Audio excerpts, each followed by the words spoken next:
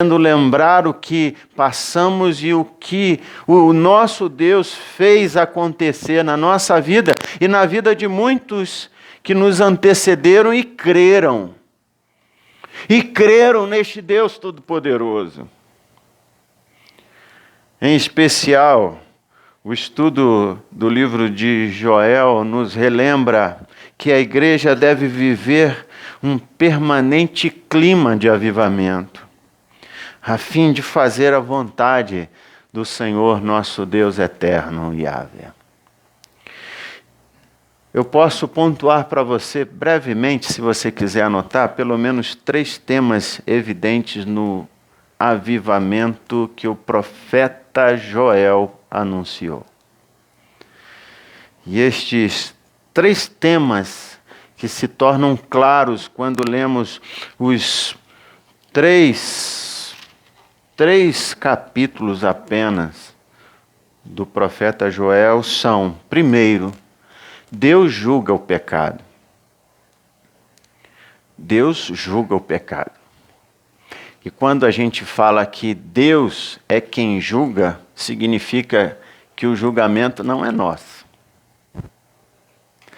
Não somos autorizados biblicamente a julgar quem quer que seja. Pastor, mas e o assassino? E o estuprador? E os mais terríveis homens e mulheres do nosso século? Não nos cabe, não somos colocados como juízes, mas há um juiz. Aliás, há um justo juiz. Há um juiz perfeito. Com ele não tem vazamento. Tem vazamento de conversa. Com ele não há dúvida alguma de que ele vacilou, de que ele julgou de forma equivocada, porque ele é o justo juiz, a ele toda a honra, toda a glória, todo louvor. Aleluia. Então, o primeiro tema é: Deus julga o pecado. E quando a gente fala de pecado, é tudo que nos afasta do conceito de santidade, tudo que nos afasta de relacionamento com Ele mesmo, Deus que nos ama intencionalmente e profundamente. O pecado é de tudo que nos traz desconforto neste relacionamento e nos afasta dele. O pecado gera morte, morte no relacionamento com ele. Mas cabe a ele julgar, não nós. Segundo tema, Deus exige, Deus requer arrependimento. Arrependimento. E o que é o arrependimento?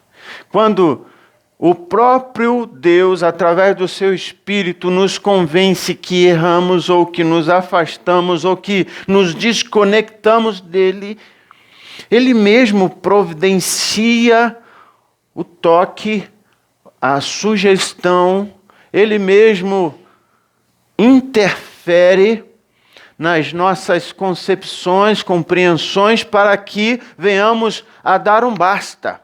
E justamente este basta é o arrependimento. Estamos num caminho, estamos num posicionamento e, de repente, algo acontece dentro de nós que nos esclarece que estamos no caminho errado e ocorre o que chamamos no grego de metanoia. Uma conversão, uma mudança de mente, de sentido. E quando então temos disponível este arrependimento, ou a sugestão para este arrependimento, cabe a mim, cabe a você colocar a bom termo, fazer acontecer isto dentro de nós, sabendo que Deus requer de nós o arrependimento. E terceiro e último tema que nós podemos destacar neste desejo de Deus que a igreja viva um clima permanente de avivamento é que Deus restaura. A partir do momento que ele julga o pecado, ou seja, ele identifica, aponta, nos mostra e nos sugere a arrepender, ou seja, a mudar de vida. A partir deste momento que aceitamos, entra em ação o seu poder de restaurar e abençoar aqueles que se arrependeram, demonstrando o seu sentimento misericordioso e paciente para conosco. É o que acontece neste texto que acabamos de ler. Deus fala para o povo através de um profeta que agora é o momento de se alegrar, de se avivar, de se regozijar no Senhor, ou seja, mergulhar em Yahvé, o nosso único Deus, porque Ele nos dará a recompensa, Ele nos dará a restauração e fará descer sobre nós a água do céu. A chuva tem um simbolismo aqui do Espírito Santo que será derramado. Isso aqui é lindo demais, irmãos. Precisa emocionar. Eu lembro de uma vez, de uma chuva que me fez chorar. Você já chorou numa chuva? Normalmente você se alegra, né? Pô, que chuva. Quem já tomou banho de chuva aqui, gente? Quem já foi criança? Mesmo que a mãe ficava, menino, sai da chuva. Hoje os pais precisam ter a sabedoria de quando vê uma chuva assim que não tem relâmpago, não tem trovoada, pegar o filho e falar, corre lá, vai lá. Que isso, pastor? A chuva é algo maravilhoso. E é uma experiência que uma criança nunca esquece. Mas a chuva que me fez chorar, eu já estava adulto. Eu lembro que nosso tempo de missão em Marabá trouxe para a Angelina muito desconforto. Primeiro que ela gosta muito desse frio, de Juiz de Fora, gosta, né, do fresquinho. Eu me adapto sempre muito bem a qualquer clima.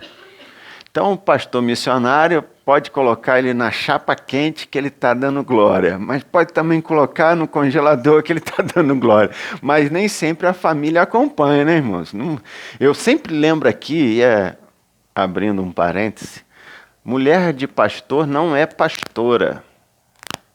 Aliás, não chame a Angelina de pastora, que ela tem pavor disso.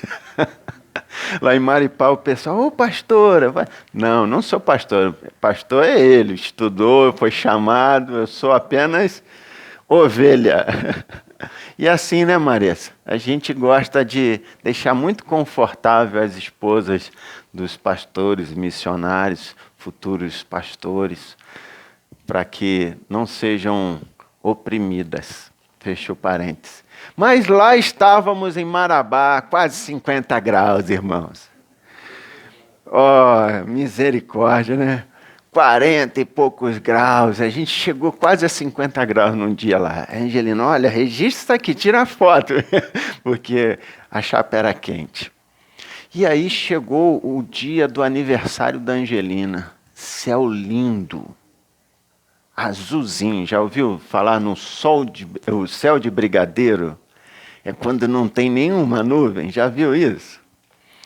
E aí, festa não dava, Mateus já tinha vindo para Juiz de Fora, e eu orando ao Senhor, o que eu vou fazer para alegrar o coração dessa esposa que está sofrendo?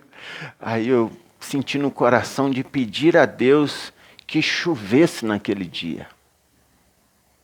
Chovesse. Tudo dizia que não. Já lá quando dá seca, esse período agora do meio do ano é o período de seca. Os rios vão lá embaixo, às vezes só fica um fiozinho no fio, que é caudaloso no período de novembro a fevereiro. Mas começa ali maio, junho, vai secando tudo, chuva muito difícil. Então tudo dizia que não, agosto não seria tempo de chuva. E eu orei ao Senhor. Orei e falei, Pai, dá um presente para essa mulher.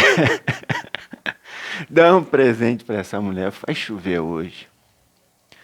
E aí, naquele calor, eu lembro que num período assim, já início da tarde, ali por volta de 1, eu falei para a Angelina assim, hoje vai chover. Um presente para você. Ela falou, não tem como. E aí o dia foi passando, nada de vir chuva, nada de aparecer nuvem. E aí foi dando lá pelas 4, 5 horas, o tempo começou a fechar, irmãos. O tempo começou a fechar. E aí foi ficando aquele tempo pesado. E lá pelas 18 horas, mais ou menos, se não me falha a memória, começou a chover.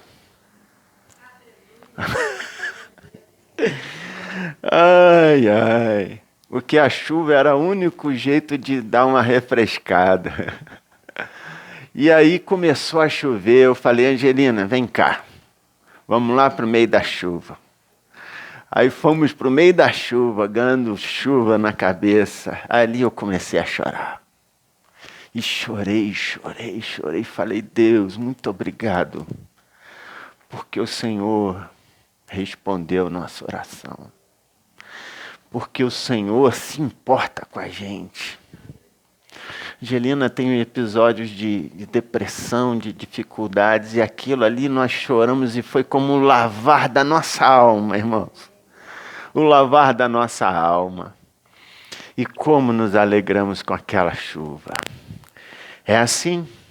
A chuva traz a lembrança de que Deus se importa com sua igreja, que Deus se importa com o seu povo. E então o profeta reconhece o cuidado de Deus quando o próprio Deus lhe diz, olha, ele vos dará em justa medida a chuva, fará descer como outrora a chuva temporã, a chuva do agosto em Marabá. Ele sim fará como a chuva seródia, fora da estação, para que vocês entendam que ele restaura a alegria do seu povo, ele restaura a força do seu povo, ele sim é um Deus que se preocupa com a gente, aleluia, nos mínimos detalhes, irmãos. Tudo bem que ele requer que a gente reconheça que a gente anda longe dele, indiferente, vacilando, mas ele mesmo nos dá as condições necessárias para o arrependimento. E assim ele pode ter a porta aberta para restaurar a nossa alegria de novo. Deus faz novo de novo. É o tema da nossa igrejinha. Deus faz novo de novo. E ele diz mais, olha, no versículo de número 24. As eiras se encherão de trigo e os lagares transbordarão de vinho e de óleo. O vinho, no simbolismo judaico, é alegria. O óleo é a unção. A unção. Toda vez que se tinha festa em Israel, tinha vinho. E toda vez que havia consagração, havia óleo. Toda vez que necessitava se celebrar, havia vinho. E toda vez que precisava separar algo, alguém, havia óleo. Nisto o Senhor está dizendo para nós hoje, que a nossa alegria retornará. apesar das perdas, apesar das lutas, e nesses dias iniciamos já a semana com uma perda de um ente querido da nossa irmã Maripá, sogra do Juninho, mãe da Flávia. Estivemos ali no velório. E algumas outras ocorrerão ainda esse mês. Mas nós precisamos estar firmes de que a nossa alegria não está sendo movida pelo que vemos, pelo que temos, mas sim pelo que somos. Filhos do Altíssimo, filhos do Deus Todo-Poderoso, que nos enche de alegria em momentos de tristeza e que nos separa para a sua adoração, para o seu serviço, quando não havia mais esperança de estar igrejado, de estar congregado, de estar desfrutando de uma igreja. Sim, a alegria do Espírito e o poder do Espírito por sua unção nos faz agora fazer parte do seu reino, nos sentir parte da sua igreja. E nisto ele vai restituir os anos todos que ficaram para trás. Tudo que passou, irmão, passou. Sua decepção com líderes espirituais, sua decepção com familiares, com amigos, as suas frustrações. Querido, entenda, agora é um novo tempo. O que passou, passou. Permita-se viver o novo. Permita-se viver na presença de Deus, sabendo que tudo que aconteceu pode ter sido feito por emissários de destruição, emissários de tristeza, aqui revelados como gafanhoto migrador, gafanhoto destruidor e gafanhoto cortador. E aqui entra algo muito interessante, porque depois um dia a gente pode estudar muito mais profundamente essas revelações em relação aos gafanhotos, ditos pelo profeta Joel, como alguns querem se referir como sendo demônios e castas de demônios, mas depois isso aí é assunto para um novo estudo.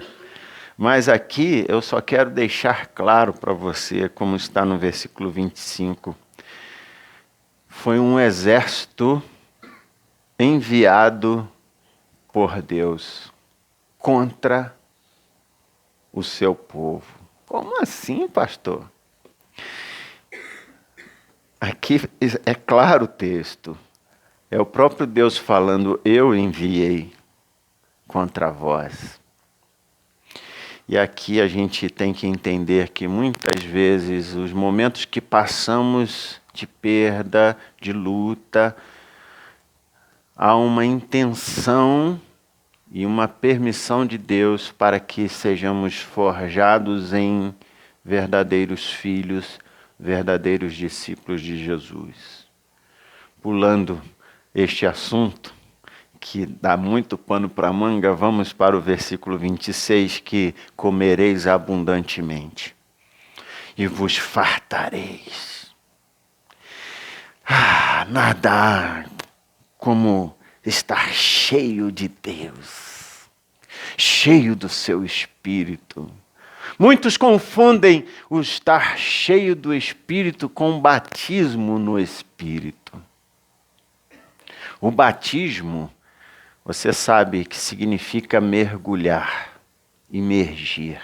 Batismo é estar em Deus, mergulhado em Deus, ou seja, tomado por Ele. Agora, o estar cheio não é só ser tomado por fora, é ser preenchido por dentro. É ser pleno nele. fazendo a sua vontade, não mais a nossa, vivendo o tempo dele, mas não o nosso. E por isso o profeta diz: vocês estarão fartos, cheios, plenos, e nisto louvarão o nome do Senhor. Aleluia, louvarão o nome do Senhor, reconhecerão os seus grandes feitos, reconhecerão a sua presença, reconhecerão os seus milagres, sim, louvarão o seu nome, sim, porque ouve maravilhosamente conosco, ele se ouve, ou seja, esteve, se relacionou, se manifestou, e alcançou a nossa vida. E com isso, não seremos mais envergonhados. Não viveremos mais momentos de incompreensão. Que muitas vezes a gente ouve assim: ah, Deus me abandonou, ah, eu não quero mais, ah, me decepcionei, não quero mais. Muita gente fica triste e apagada no seu relacionamento com o Pai. Mas quando nós nos enchemos dele, vivemos para ele, tudo o que passou, passou. E agora a compreensão, a maturidade nos alcança. E aqui está o segredo de não ser envergonhado diante dos homens, das tribulações e dos problemas. Maturidade espiritual. Um filho maduro será sempre um filho que, apesar dos pesares, ele não terá, jamais, não terá a dificuldade de compreender que Deus está com ele, de que Deus é por ele, de que Deus é o seu Pai. Não tem como ser envergonhado quando você sabe quem é. Você sabe quem é, a sua identidade de filho de um Deus eterno e poderoso. Avivamento é isto, querido. Viver sabendo quem é. E tomando posse de quem é. Vamos ficar de pé e orar ao Senhor.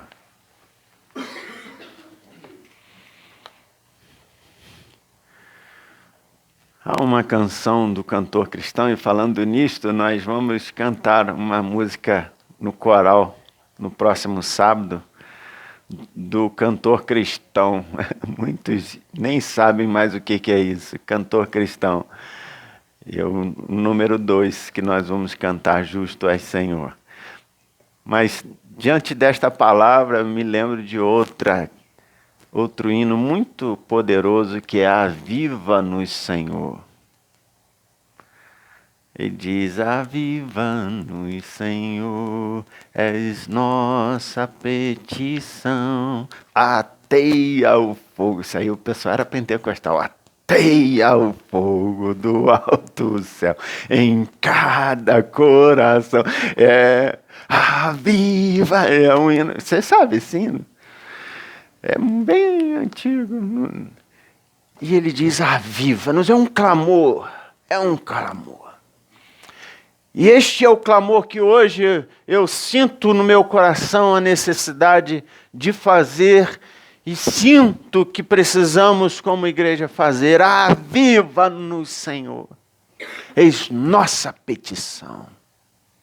Ateia o fogo do alto céu em cada coração. Você pode fechar os seus olhos e pedir para que Ele renove a sua alegria, que Ele renove a sua paz, que Ele renove o seu sentimento de ser filho, filha amada do Pai. Se preciso for, cante, clame e diga: aviva-me, Senhor. É a minha petição, é a minha oração. Oh, Pai eterno, nós te somos gratos porque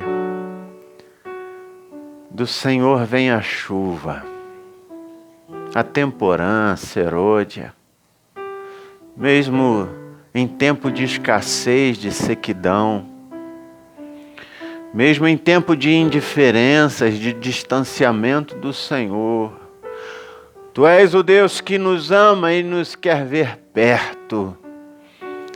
E quando então nos aproximamos, somos alvo da tempestade do Teu Espírito, do derramar da água poderosa que nos lava, que nos santifica e que nos aviva.